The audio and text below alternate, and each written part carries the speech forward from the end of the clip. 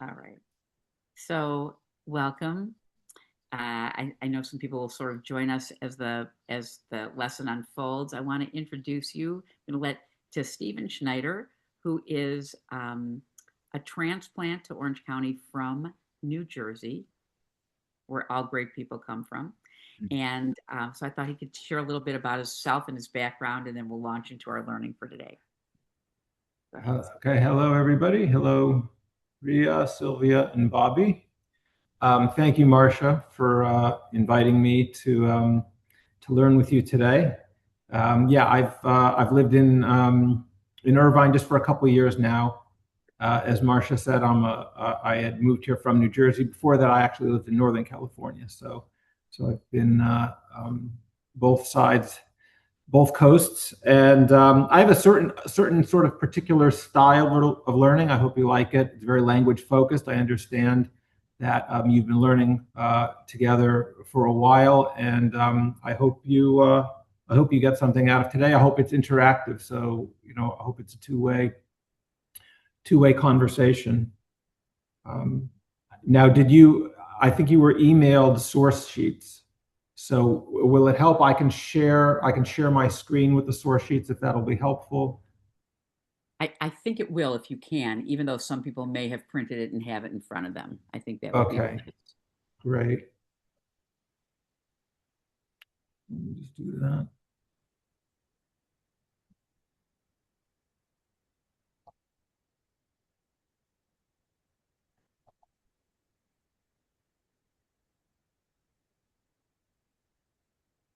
Okay, so just let me know if you see the source sheet. Okay. Yes, is there a way for you to make it a little bit bigger for the viewer? Yes, so let me do that. How's that? Perfect. That's much better. Thank you. Okay. I mean, I can make it even bigger. Let's see.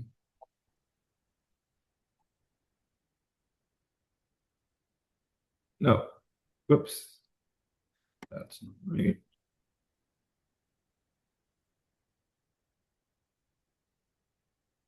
Okay, how's that? Great. Okay, great. So let's get started. Of course, I thought that a good topic for today would be Tisha B'Av, and I'll sort of describe sort of where I'm sort of going, and then we'll go through some sources to try to support the idea. The idea, of course, we know that our covenantal relationship with God has two dimensions to it, between us and God and between us with each other. And I want to look at some of the sources about Tisha B'Av, which describe how my thesis is really how our values, how the sources show that our values and the values that we prioritize shape how our relationships with each other and with God define how those relationships go, and that is a major factor ultimately is whether Hashem can dwell among us. So that's the thesis. Let's just get right to some texts and put some detail on that idea. So let's start with a source. This is source 1, which is in the Talmud. Now, this is in Masechet Yoma, which deals with Yom Kippur. And in this text, it explicitly gives the reasons for the first destruction of the first and the second temple. There are other places in the Talmud that discuss Tisha B'Av. I picked this one. I think it's the most fundamental and general. There's the story of Kamsa and Bar Kamsa, but this is more the explanation of why it was destroyed, as opposed to an example of a story about the story is more demonstrating what the theory is expressing. So let's just see what the Talmud says. Mikdash Rishon mipnei macharav. So why was the first Beit HaMikdash destroyed? Mipnei shlosha devarim shahayu bo. So there were 3 things that were happening in the society at the time of the first Beit HaMikdash: avodah zarah, idol worship; the Gilui Arayot, sexual immorality, Ushfichot Damim, and bloodshed. So the first question is, why these three? What's the common thread? What's the Talmud telling us? So if we look at source 2, this is the Aseret HaDibrot, and we notice that these three reasons that the Talmud gives for the destruction of the first Beit HaMikdash match very well with 4, I would say, of the 10. They're called 10 commandments, but Dibrot, I would say, maybe more accurately would be utterances, something of that nature. So we'll call them the 10 utterances. So the first one, Anochi Hashem Elokecha, I'm the Lord your God. And I think implicit in that is not just that Hashem is our God, but he's the sovereign, meaning he's the only God, which is expressed explicitly in the second one, Lo Yelecha Elohim Achirim Al Panai. So those two sort of are a unit, that God is the one and only God. And certainly Avodah Zarah, idol worship, violates that first very foundational rule of the Aseret HaDibrot, our covenant with God. And if we look at the 6th and the 7th, those line up with the Shvichut Damim, the bloodshed that the Talmud referred to. That would clearly be a violation of 6. And Gilui Arayot would be an example of, 7 would be an example of the more general Gilui Arayot, immoral sexuality, and adultery would, of course, be one example of that. And one thing to notice is that, the rabbis look at the first 5 as Bein Adam L'Makom, between us and God, and the second 5 is between us and each other. And there's that parallelism where our relationship with God informs how we interact with each other and vice versa. So those are the 2 dimensions that we're talking about. And you can even match up the first. Now, the 5th commandment's a little funny because it's honor your father and mother. So let's just put aside the question of why that would fall, or how would you view that as falling in the category of between us and God. But putting that aside, we could map the first commandment with the 6th, the second with the 7th, etc. So the first, I am the Lord your God, that's really an existential comment. And 6 is really about existence also. The first one is recognizing the existence of God as the one and only God. And 6 is would be the sin of denying the existence of somebody. And similarly, 2 and 7 kind of line up in the sense that they deal with exclusivity. You shall have no other gods before me. So certainly idol worship is in some ways parallel to adultery in terms of a violation of that covenantal relationship. Now, having this covenant with these 2 dimensions creates what the Torah calls this relationship of kedusha. So if we look at source 3, it says, V'ata im shemot tishma'u b'koli. So if you carefully listen to my voice, God says, ushmartem et briti. So here's the covenant, and you guard my covenant. V'heyitim li segula mikol amim. You're going to be this special nation. Hili kol haaretz, all the land is mine. V'atem tehiyu li mamlechet kohanim. You're going to be a kingdom of priests. And here's the phrase we're looking for: v'goy kadosh, a holy nation. So this idea of us being a holy nation, and the idea of holiness being part of this relationship, and tying that to the Brit, ushmartem et briti, is expressed here in Shemot. And in English, we talk about holiness. And I think it's a little of a fuzzy concept in English. Like if you ask people, what does holiness mean? You could give different ideas, but we don't necessarily get a technical or a specific definition of what holiness means in English. But in Hebrew, we have the word kadosh, comes from the root kuf daled shin. So I'd like to spend a minute just exploring what that means in the Bible, in the Tanakh. so we can understand what it means for us to be an Am Kadosh, for us to be a holy nation and to have this holiness, this holy relationship with Hashem, with God. So from a methodological point of view, one thing that I find helpful is to find a use of a word which is a bit unusual, because that can often help us define what the essence of the shorash, of what the root means. Meaning that the Torah describes a number of things as kadosh. So we have people that are kadosh, right? Like, the Am is kadosh, right? We said the people are, the whole nation is kadosh. Kohanim have kedusha. Places can have kedusha. We have the Beit Hamikdash. A time can have kedusha. Shabbat is Shabbat Kodesh. And we have this text here describing, it's in the story of Yehuda and Tamar. And Yehuda has left some items with Tamar, not realizing who she is. She had dressed herself up as a prostitute. That's a story, we're not going to go into the details of the story of Yehuda and Tamar now, but for our purposes, we know that Yehuda sends his friend Chira to go pick up these items, and he goes and inquires to find out where is the woman that these items have been left with. And the Torah tells us is in Bereshit Lamed Chet, Vayishal et Anshe Makoma Lemor, and he asks the people of the place, Ayeh Hakdesha hi be'enayim al hadarach. Where was that prostitute who was on the road? And it uses the word kadesha, which shares the shoresh kuf daled shin, seemingly from the root for holy.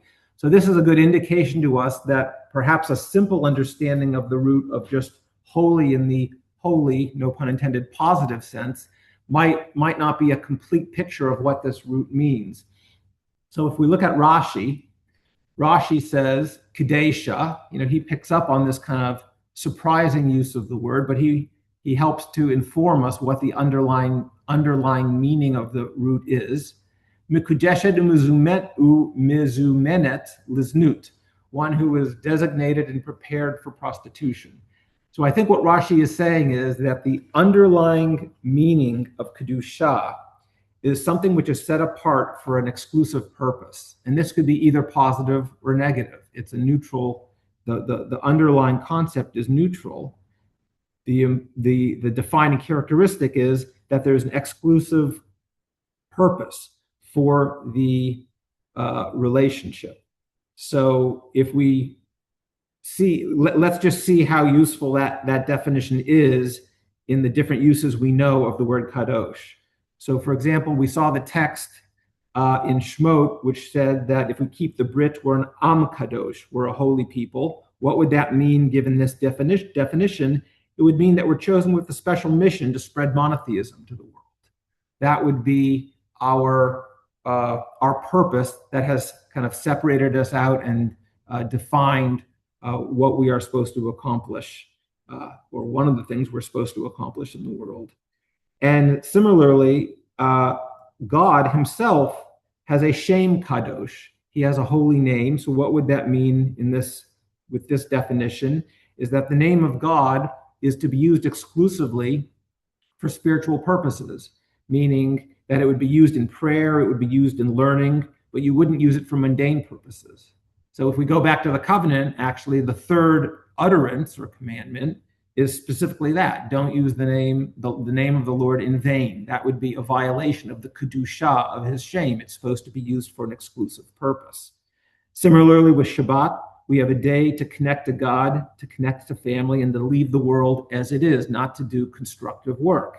So that's a Zman Kodesh, the Shabbat Kodesh, and that fits our definition very well too, that we're not supposed to, that is used exclusively for those purposes. We're not supposed to take our work from the regular week and do that on Shabbat. That would be a violation of the Kedusha of Shabbat. And similarly, the Holy Temple, the Beit HaMikdash, which even comes from the same root, HaMikdash, is a place to encounter God. Only eligible people and eligible activities are done there at specific times. So that fits the definition. And then the final two that I'll mention, and these are the ones that are really going to help us for our analysis, is a marriage. A marriage is actually called kiddushin. So kiddushin means it is a holy relationship. It's a covenantal relationship, similar to our covenantal relationship to God. In fact, the Torah and the rabbis make that analogy of a marriage being like our relationship with God. There's exclusivity there. We have a duty of intimacy just to our spouse, a duty of loyalty, and that's how you get the idea that that avodah zarah, idol worship, is sort of parallel to the seventh commandment, lo tanaf, to adultery. So that's sort of how kedusha comes into how the idea of kedusha comes into this idea of our covenantal relationship with God, and the first temple being destroyed because of a violation of this fundamental property of our relationship, which is the Kodesh relationship that we have with God. And are there any questions? Actually, Rabbi Marcia has a question, which is that this might be a little far afield, but where could I learn more about the parallel relationship between commandments 1 through 5 and 6 through 10? I'm sort of interested in that, and even though I guess I think I've heard that before, I've never really sort of in-depth thought about it. And because we're reading the 10 Commandments this weekend in Va'et Kanan, I'm very interested in that, Yes. that juxtaposition.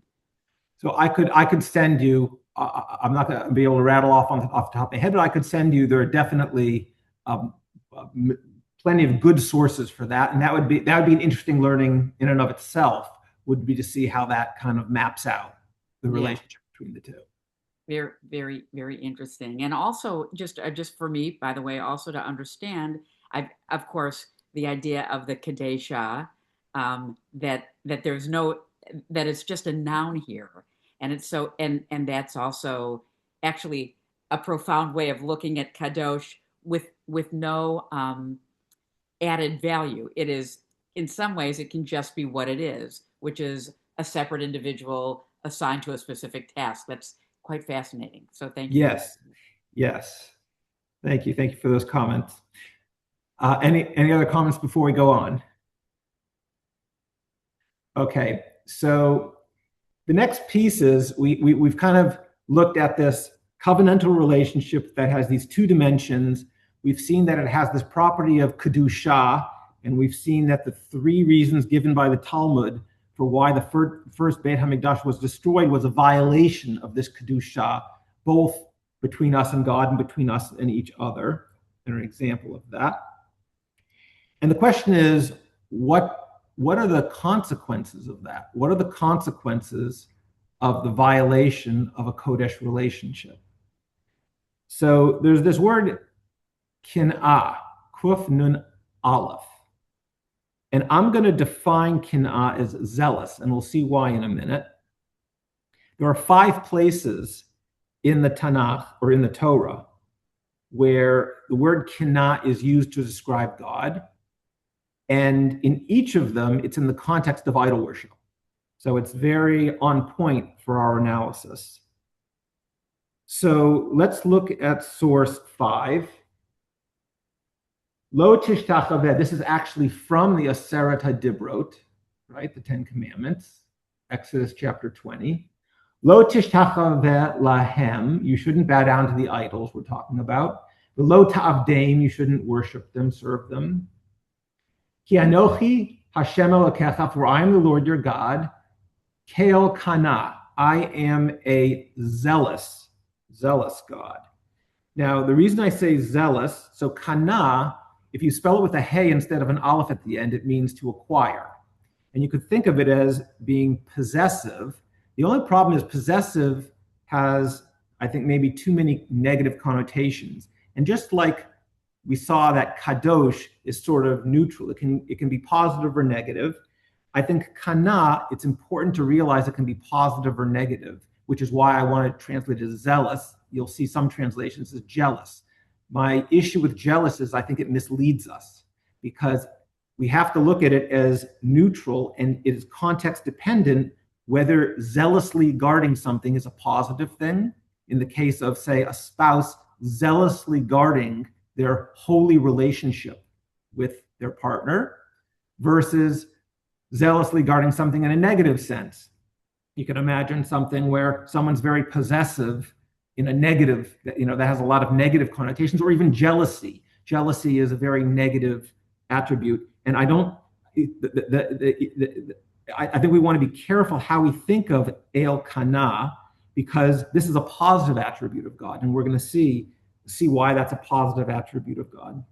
What's interesting is if we go to source 6, we've been talking about these two dimensions of between us and God and between people, and how they're a mirror of each other. So interestingly enough, if we look at source 6, source 5 is talking about avodah zarah, the violation of the Kodesh relationship with God, and source 6 is a passage from Dvarim, from Bamidbar, which is talking about a violation of the Kodesh relationship, or a suspicion of the violation of a Kodesh relationship between a husband who suspects his wife. The sotah is the wife who is suspected of adultery.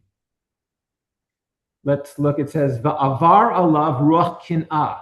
So here I'm going to translate this, given what we said, is a spirit of, we could even say suspicion, or I will even say, so I'm using here the Kahot Chumash translation. The reason I'm using that translation is many Chumashim will translate that as a spirit of jealousy. And I want to studiously avoid thinking of this as jealousy. We're gonna call it either suspicion, or I'd go even another step and say a spirit of wanting to protect the kedusha, the holiness of his relationship with his wife. The kinei et ishto, he suspects her, or he's worried that she's doing something which is going to threaten their relationship of kedusha. So this is really parallel to source 5, which is between us and God, and source 6, and it's in both texts. It's using, in 5, it's God identifies him as a Keil Kana, he's the God of zealousy, in the context of avodah zarah, of idol worship. And here, the husband is suspecting his wife, again, of violating that relationship of kedusha. So here I would say that it's a positive thing for God to be a Keil Kana, meaning he cares about his relationship with us, and that the exclusive nature of that relationship, not exclusive that he doesn't have a relationship with everybody, but we have a particular, just like we saw in the lahefech, in the opposite use of the word for a negative purpose of the Kadesha, who is separated out for a specific use. We as an Am Kodesh, as a holy nation, have separated ourselves out for a very positive purpose, which is to have an impact on the world, a very positive impact of the world, of introducing them to the idea of monotheism. Just as an aside here, this is really tangential, but it just really struck me because I saw two things this week which were about this one topic, which is in our Parshat Ve'et Hanan, there's a fabulous text which is saying, here, let me just, do I have it in front of me? I didn't print this out, but God basically says the Torah is your wisdom and your understanding, and the nations are going to see, they're going to see what you have. Now we're talking about when we keep the Torah and when we do things correctly, right? So when we keep our side of the covenant, that the nations are going to see this wonderful covenant, and they're going to say, wow, what a smart, wonderful covenant this is, and people this is. And what's interesting is that the founders of this country actually looked at the Tanakh as their model for how to structure society. Now, this is actually relatively recent research. There's a researcher called Eric Nelson. He's actually a Jewish guy. He's a professor at Harvard, and he has written about this, really showing, and this is kind of a chiddush, it's a new thing, he's really showing people have vastly underappreciated how much the founding fathers looked at Tanakh as a model, and they specifically looked at at the Hebrew Bible and not other Bibles, because other Bibles didn't have the structure to say how a society should organize itself. There weren't the same type of sources that you could find in Tanakh, which really informed the founders.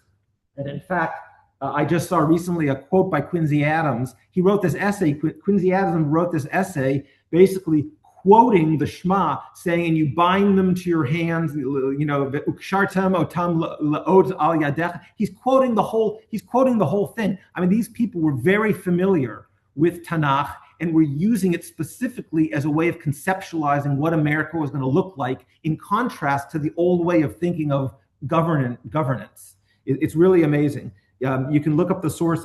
Eric Nelson also wrote a book about this. He focuses, I think, a lot on John Locke, who also was focusing very much on the Hebrew Bible. So that was just a little aside, because it happens to tie into this week's parsha, which is the Et Chanan.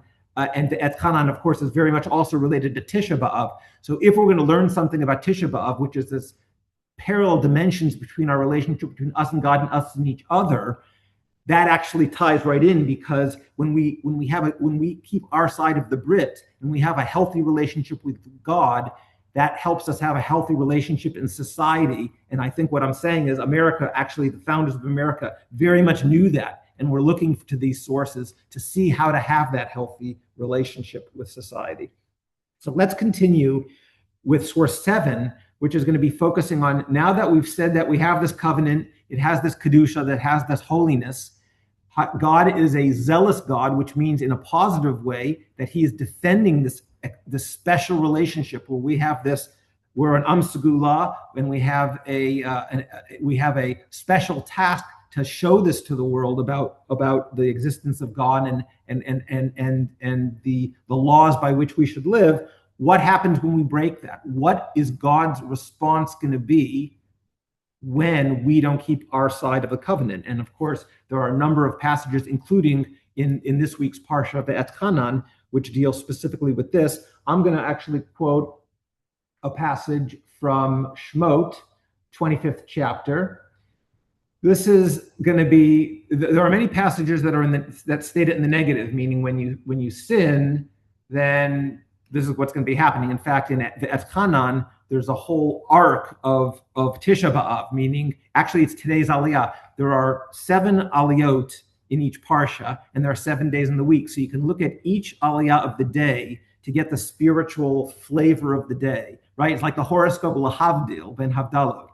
People look at the horoscope to find out what the energy is of the day. So I always look in the aliyah of the day to get what the energy of today is. So in today's, it's actually a long aliyah. But one of the things it says is it maps out Tisha B'Av perfectly. It says, if you sin, there's going to be destruction. You're going to eventually do tshuva, and then there's going to be redemption. The whole arc of Tisha B'Av actually in today's aliyah. But here in source 7, I'm inferring the negative from the positive. Why was the Beit HaMikdash created? Because we're talking here about the destruction of the Beit HaMikdash, right? That's what we saw in the Talmud, why the first Beit HaMikdash was destroyed. So why was the Beit HaMikdash created? Let's push the question back one. V'asuli Mikdash. God says, you keep my covenant and you make for me a Mikdash, meaning you make for me a place down here where I can reside. I think of the Mikdash as an embassy. Meaning there's the realm of Shamayim, the spiritual realm. There's the realm of this world, right, the physical world. And then there's this Mikdash, which is this little embassy of Shamayim sitting here on the earth. It's this little interface between Shamayim and Aretz. And when we, Asuli Mikdash, we make the Mikdash, in Shemot, the Torah tells us, V'shachanti b'tocham, and I will dwell among them. What's interesting, it doesn't say among it, meaning it doesn't say, you build me this little house and I'll dwell in the house. He doesn't emphasize the house. He emphasizes the people. I will dwell among them, and the rabbis interpret this a few ways. One is the idea that we each have the holy spark in us. We each have a sort of a piece of God in us. So we build this mikdash. We build a place for God. The metaphor is we invite God to sort of be here on this earth, and we, by following him, by recognizing him and following the commandments, then he dwells in us. Bitocham. What time did we start? We have until 10:30, right? So he's gonna dwell among us, And b'tocham could also be interpreted as among them. But that means that he's manifest, meaning God, when we keep our side of the covenant, he's more manifest. So God has the ability to either be more hidden, like in the story of Purim, Hester Asher Panim, or he has the ability to be more manifest. After the splitting of the sea, the Shira, the song by the splitting of the sea, is Zeh Kelevi Anvehu. Zeh means it's manifest, right in front of you. It's like you're looking at something right in front of you.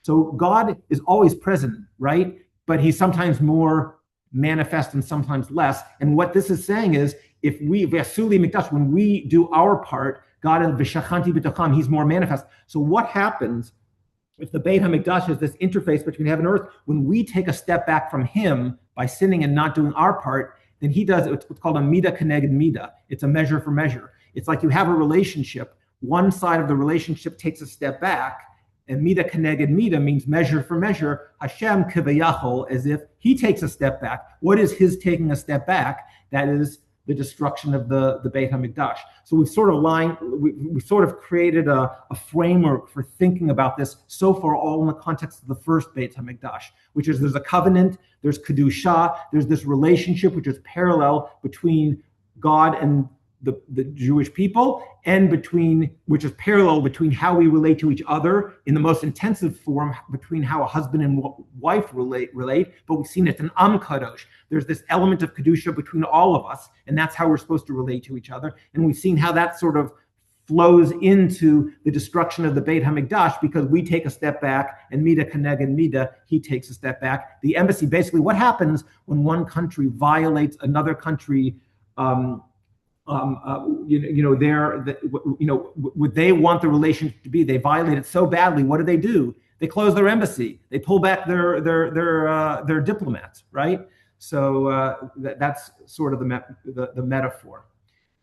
So Source Ace is now going to switch. We're going to switch gears, and we're going to go to the second Beit HaMikdash. Before I do that, I just want to pause, and if there's any discussion or questions, just open it up to you.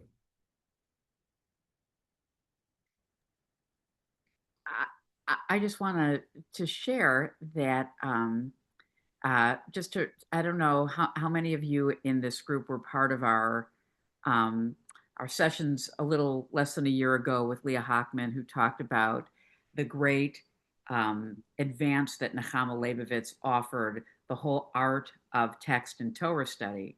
What Steve is doing really for us now is exactly that, where he's just, sort of mining all of the sources available to not only help us understand Tanakh, but to really inform all of sort of Jewish practice and culture in the way that Nechama Leibovitz had set out for this. I mean, we don't do a lot of text study in this way. Ria, you have your hand raised. Thank you. Yeah, I want to tell you that this is so wonderful to look at this text in a more concentrated way, and to understand the nuanced meanings of some of the words that we use a lot and don't have that connection. This is wonderful. Thank you. Great. Thank you, Ria. And Ria, I just want to say, when I heard Steve teach at Beth Jacob, I was like, this guy's really smart. Maybe he'll teach for our class. And so I'm so glad you're enjoying it. It's a little, so anyway, Steve, it's a little new. We often don't do source sheets, but this is really exciting. So thank you. And keep going. I didn't mean to interrupt. Okay, wonderful. Well, I'm enjoying it too. So this is great. Okay, let's now look at the Talmud. What the Talmud this is the same source that we saw before. It's Yoma 9b, where the Talmud had told us what the reason for the destruction of the first temple was, and now it's going to tell us what the reason for the destruction of the second temple. Okay, Aval Mikdash Sheni, but the second temple, Shehayu Oskin b'Torah, they were actually engaged in Torah during the second temple, uva mitzvot, and with positive commandments. Ugemilu Chasidim, they were even doing Gemilu Chasidim, they were doing kindness, acts of kindness. Mipnei ma charav, why was the second temple destroyed? Mipnei shahaytabo sinat chinam, because there was groundless hatred. And then it tells us, Lilamedcha, in order to tell you, Sheshkula sinachinam keneged shlosh averot, that the sin of groundless hatred is equivalent to the three sins, avodah zara, gilu arayot, and shvichut damit. The three sins that the Talmud gave for why the first Beit HaMikdash was destroyed: idol worship, sexual immorality, and murder. If you put them on a scale and you put those three on one side of the scale and you put sinat chinam on the other side of the scale, you basically get an equivalency. So that's interesting. And here it is distilled the reason for the destruction of the second Beit HaMikdash into this one phrase, sinat chinam, groundless hatred. Now, the Talmud actually is stating in a slightly different way something which is in the Tosefta. The Tosefta is a group of Tannaitic teachings, so it's the same level of authority as the Mishnah, but the Tosefta were sources which were not included in the Talmud. They're often a bit longer, maybe more detailed, and they're organized in the same order of topics, but they're not in the Talmud per se. There's overlap, and the Talmud will often quote a Tosefta, just like it'll quote a Breita. These are all Breitot and Tosefta, and the Tosefta, these are things that are outside of the canonized Talmud, but they have the same authority, is the important point. So what's interesting is we can look at a Tosefta. This is source 9. This is in Tosefta Menachot, which has to do with grain offerings. And it too gives the reasons for the destruction of the first temple and the second temple. And in the Tosefta, when it describes the destruction of the first temple, it gives the same three reasons that the Talmud gave. So the Talmud and the Tosefta are lined up perfectly. But when the Tosefta describes the reason for the destruction of the second temple, it describes it in a significant one detail is very significantly different. So let's see how the Tosefta puts it. Aval ba'achrona, but in the later one, meaning the second temple, makirin anu bahen shehein amalim b'Torah. We understand that they were toiling in Torah. So the Talmud used the word oskin, but it's the same thing. They were engaged in Torah study. The Zehirin b'ma'asrot, and they were very careful to give charity. In the Talmud, it talked about gemilut chasadim. Mipnei ma galu, why were they exiled? Which is the same question as why was the second temple destroyed? And here's the punchline. Mipnei she'ohavin et hamamon b'sonim ish et reyehu, because they loved their money and they hated each other. And then it has the same conclusion. Lilamedcha she'kasha sinat ish et reyehu l'fnei hamakom v'shakla hakatuv keneged avodat kochavim gilu arayot v'shvichut amit. So it makes the same equivalently. What it says, this is teaching us. Now it doesn't use the phrase sinat chinam. It teaches us that each person hating each other is equivalent to the other three cardinal sins. So my questions are, one, why the difference in descriptions? Why does the Tosefta describe it as they loved money and they hated each other, and the Talmud describes it as sinat chinam? A related question is, what's the relationship between loving money and hating each other? Because if you notice the way it says it, there's what's called a vav achibur. Vav, the letter vav, the sixth letter of the Hebrew alphabet, has many hats. It has many duties, meaning it can sometimes be used as what's called a vav achibur, which just connects things. But it has about 5 other uses. A vav anigud, it's a vav of differentiation. It can be a vav ahifuch, which changes a tent. There's all sorts of other uses for it. But here I think clearly it's a vav hachibur, which means it's connecting the phrase that came before it to the phrase after it. So we have this phrase, she'ohavin et hamoman, they love their money. And the second part is not an independent it's not A and B, A is independent from B, it's A and B are in the same general idea. So they loved their money and they hated each other. So my first question is, does anyone want to posit what would the connection be between loving their money and hating each other? Why are those put together?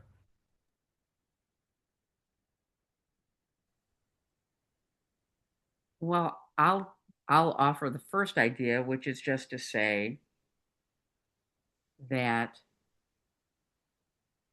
if one's focus is on protecting their possessions, assuming that money represents, what you own, um, Right. at at at the cost of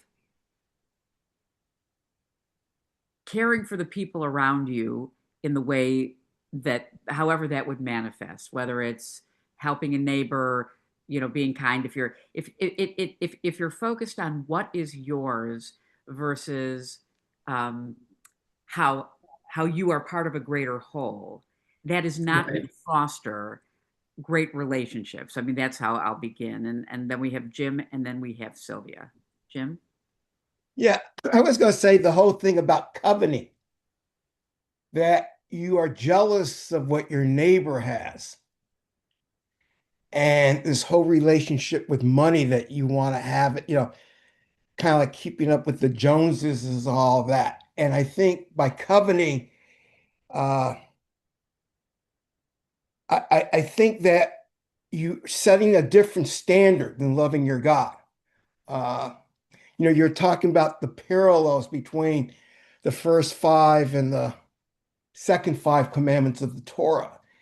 And I believe coveting is the last one, if I'm correct. Yes, lo tachmod. So if you parallel with your parents, and I think the whole idea is with your parents give you your basic morality. And if your parents teach you to follow the laws of God, that is holy. On the other hand, when you start to covet, you start to demand you're developing your own God and what you need and what you want, and you have your own separate laws when you want to covet something. Yeah, I and agree. It puts you into danger. That's very good, James. And then the final thing is that because of this, you start to covet. I think you don't start to look at people. That the money is more important than people.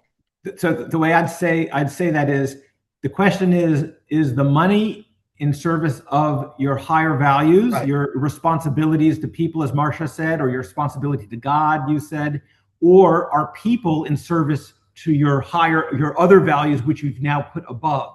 In other words, if your values are upside down, your relationship's upside down. Right. What is serving what? Wow. So interesting. And that actually, by the way, really does link the fifth commandment to the 10th commandment, the way that, I mean, Jim really just drew a fascinating parallel. Yeah, well, I heard it from somebody. I won't take credit, but I heard it many years ago at that discussion about that parallel. So, Sylvia, did you have something you wanted to share, or did you lower your own hand?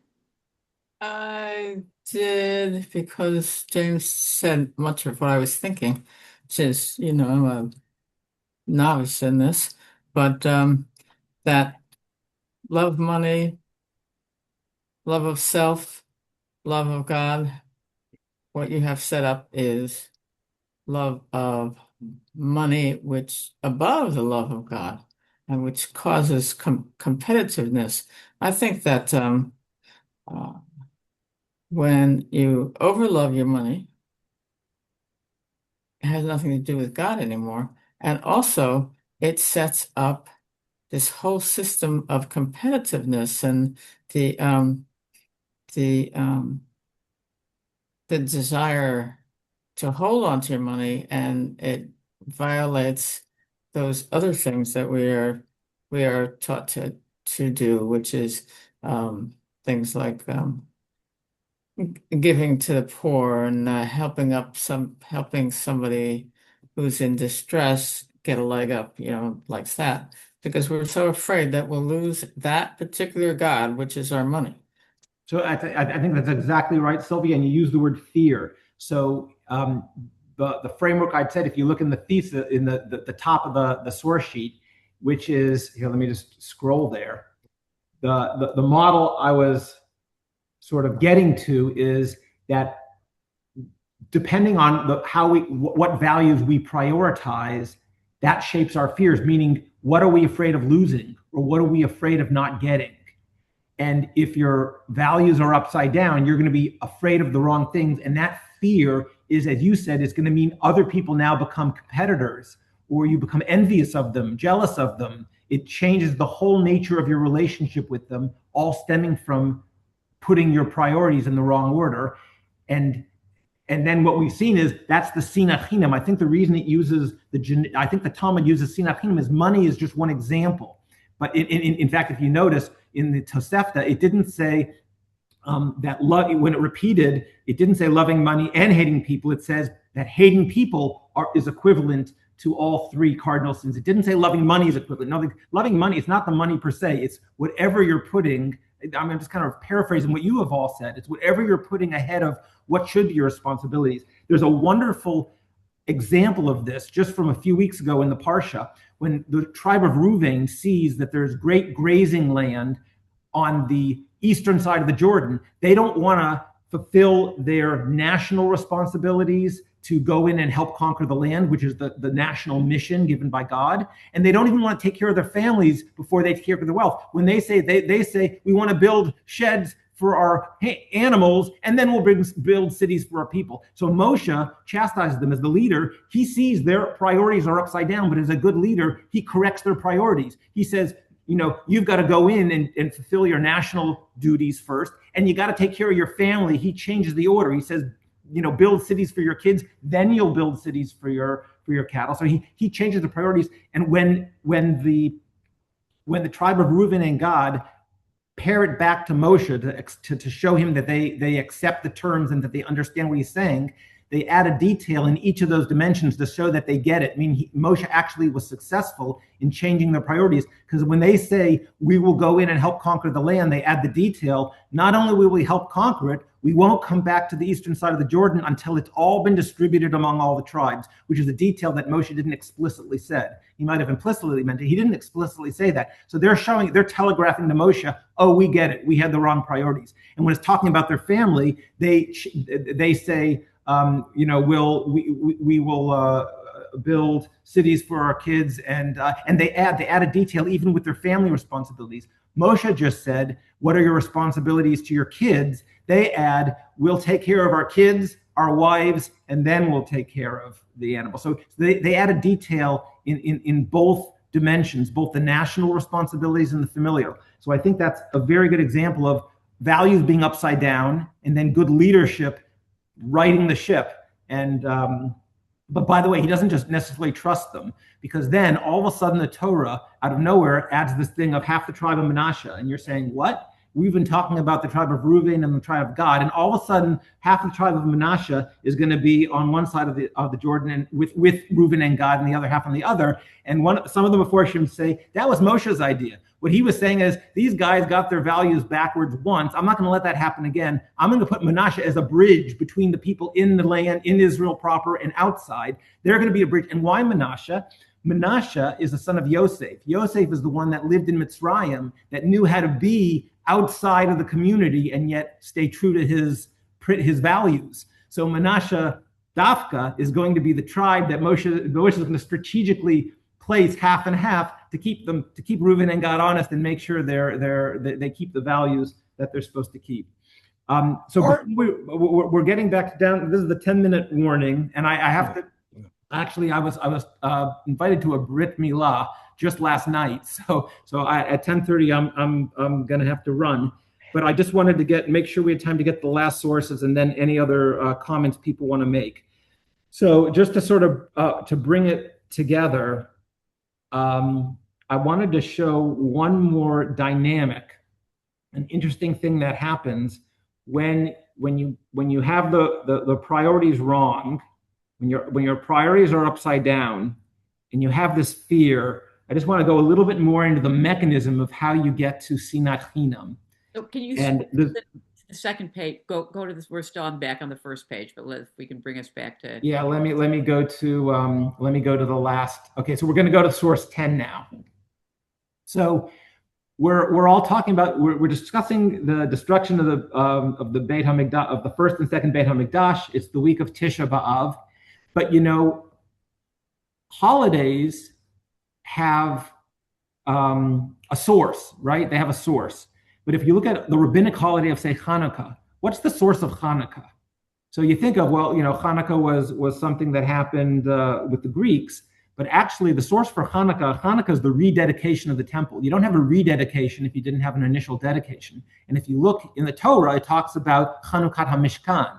Chanukhat HaMishkan is actually the source of Hanukkah. That's the original, Mishkan is the original portable Beit HaMikdash, or the Beit HaMikdash more precisely is the permanent location for what was the portable Mishkan. The point I'm making is there's a spiritual progenitor to Hanukkah, which is in the Torah. Similarly, Tisha B'Av, you don't say Tisha B'Av is Tisha B'Av because the temples were destroyed on it. That's upside down. In other words, Tisha B'Av did not get its character of destruction from the destruction because the temples were destroyed on it. The temples were destroyed on it because Tisha B'Av had that character already. Where did Tisha B'Av get the character of a day of destruction? It actually comes from a few weeks parsha ago, the Meraglim. When the spies went into Israel and 10 of the 12 gave a bad report of the land of Israel, the Talmud tells us that happened on Tisha B'Av. The spies came back, they gave the bad report, and they were punished. God tells them that generation is going to die in the desert. That happened, according to the Talmud, on Tisha B'Av. So Tisha B'Av gets its identity, its character as a day of destruction back in the parshiot that we've been reading over the last few weeks. And on Tisha B'Av, it's just a manifestation of that quality that was already there. So if we're looking at the spies, let's see what we can learn about this idea of, if we're saying Sinat Chinam is what caused the second temple to be destroyed, let's see if the text about the spies tells us about this nature. We've already seen with Reuven and Gad that it talks about having your values wrong, and how we've talked now together about how that can lead to Sinat Chinam. But let's see a little bit more about how this dynamic works. Let's look at source 10. This is from Devarim, first chapter. B'teiragnu ba'ahalehem. This is when the spies came back and they saw that the people of Israel were giants and the cities were fortified, and they're afraid, right? Legitimately, they're afraid. B'tomru b'sinat Hashem otanu. And they say, and this is interesting, they say, God hates us. That's why he brought us out to the desert. God brought us out to the desert. This is in the Torah. It says, the spies said, God brought us into the desert. They brought us out of Mitzrayim because he wanted to kill us in the desert because he hates us, right? B'sinat Hashem otanu, hotzianu me'eretz Mitzrayim, l'teir otanu biyad hahem ari lahashmidenu. He brought us out here because he hates us and he wants us to be killed by our enemies. So Rashi on this, this is the second part of source 10. Rashi on this pasuk says, B'sinat Hashem otanu, that he's quoting them, that they said that because God hates us. And what is Rashi's comment? V'hu haya ohev otchem. Rashi says, what are you talking about? God loved them. Of course he loved them. Aval atem sonim oto. But you hated him. So here, Mashal Hediot Omer, Ma debilibach al rechimach, Ma debilibech Allah. It's what you think about the other person, you project onto them. Meaning, how could they come to think that God hated them? It's because they hated God. And this gives us insight into this whole idea how you get to see Sinat Chinam. You show up in a relationship with your values all messed up. You care about your mammon or whatever else it is. It's your honor. Mammon, your money, is really just a stand-in for any other values, non-spiritual values. You show up to a relationship with your values upside down. You're going to view them as competition, or you're going to be envious and jealous. It's going to change the nature of the relationship. You are going to be fearful. You're going to be fearful that maybe they're going to take what is most valuable to you, which is your money or your honor or whatever else is you're putting it at your first priority. You're fearful now. That's going to lead you You might think they hate you. You think they're doing this because they're trying to take it away from you. You think they hate you, and that just gets, you turn that around and you're projecting your hatred onto them. You now think of them as your enemy, and all of a sudden there's sinachina. So we kind of see the dynamics here going all the way back to what the spies were saying. This is the spiritual progenitor of Tisha B'Av, going back to the spies, and you kind of see the dynamic of how they come to this idea. They think, and then this, so Kal v'chomer, if this applies, they could even apply this to God. I mean, you could see, you could understand you're in competition with a person. This goes so far. I mean, if they can do this to God, how much more so can this apply to how we relate to each other? So we just have a few minutes left. I'm going to be quiet and just, I'd like to hear whatever comments or whatever we have in the remaining time. That last comment where God hates us, it kind of reminds me, like, let's say a family goes on a camping trip, like to Yosemite, and they have a young teenage daughter who does not want to go camping or anything. And here she's in beautiful Yosemite, and and she complains, "Oh, you brought me out. You hate me. Why did you bring me out here? There's no music, there's no voice, there's no, and she can't appreciate it. Maybe that's part of it, is that you're not mature enough to appreciate it yet." Okay, it's definitely so. Okay, any other comment? That's great. Thank you, James. Yes, Chuck. Oh, Chuck, I know you, Chuck. Hi. Two comments. Number one, you're describing the temple as God's embassy is priceless. Thank you. Really love that. And your use of word tables to handle Hebrew and English is a wonderful tool, because Hebrew and English, they go in opposite directions. Putting them in a single document is tough, but using tables solves all the problems. Yeah, that's right. I've tried different techniques, and I settle on the tables. It's Absolutely exactly right. It's priceless. Yep. Yeah. Thank you. Yep. You're welcome. Any other? We have a few more minutes. Any other comments? Real quick, what's the correlation, or is there, between the destructions of the temple versus the Jews being kicked out of the land? Yes, because remember we said, when it said "V'asuli mikdash v'shachanti b'tocham," I will dwell. You make me a mikdash, and I will dwell in them. But them being the people, not the building. The people are always put above the building, and if we sinned badly enough, in other words, what God does is he if we're on a path to self-destruction, he takes away the tools for us. He takes away the rope so we can't hang ourselves. If the building remained and we kept sinning, God forbid, we would be destroyed. So what he does is he basically takes away our ability to keep sinning to the degree that he would, can't even say it, have to take even further measures. Meaning the point of the template of Tisha B'Av, as we see in today's Aliyah, is sin, destruction, teshuvah, redemption.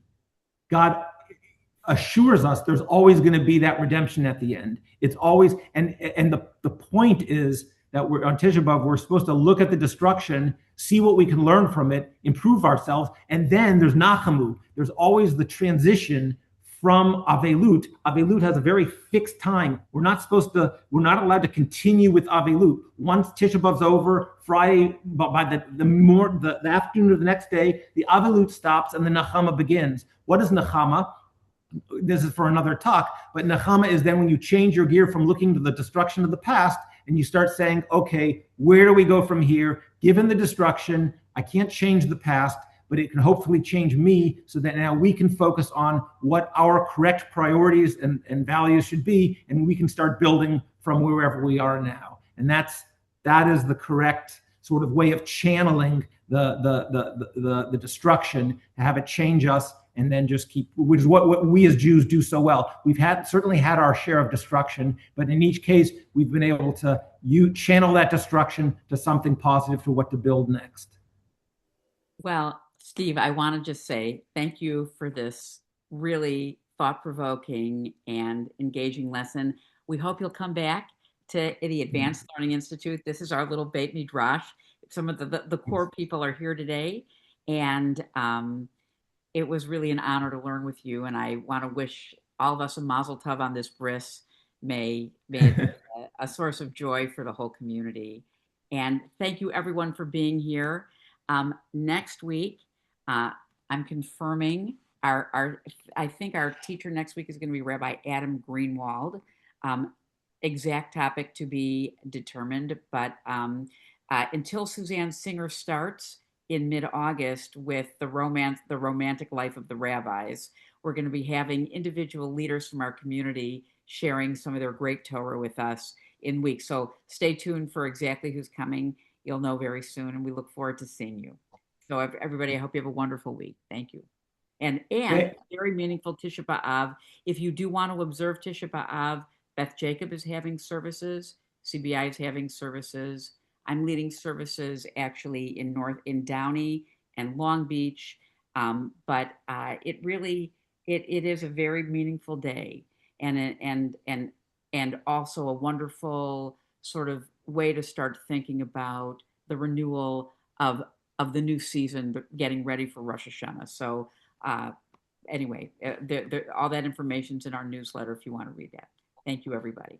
Thank you, everybody. I enjoyed it very much. Take care. Nice to meet you all. Bye-bye.